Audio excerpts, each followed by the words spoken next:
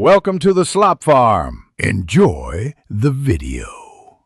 You begin by preparing the essentials and booting into recovery. Make sure you know whether your PC uses BIOS or UEFI and that you have a second device and a USB if needed. This speeds troubleshooting. On Windows, hold Shift and click Restart or use the boot menu key like F11 to enter recovery environment. On Macs, use Command+R or Option on Intel or Recovery for Apple Silicon.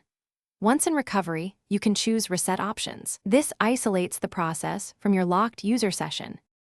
Once in recovery, select Reset this PC and decide whether to keep files or remove everything. Keep files preserves data, but may retain settings causing issues.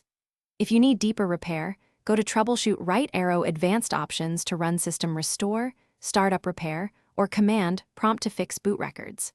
For local Windows accounts without Microsoft Sign-In, a password reset disk helps, or use offline tools carefully to edit the SAM file. These are advanced and require a USB. Make sure you understand data trade. After choosing options, start the reset and follow on-screen prompts. You'll recreate or reconnect your Microsoft or Apple account during setup. Once finished, install pending updates and drivers to prevent login or hardware issues. If the reset stalls or fails, don't force power off repeatedly.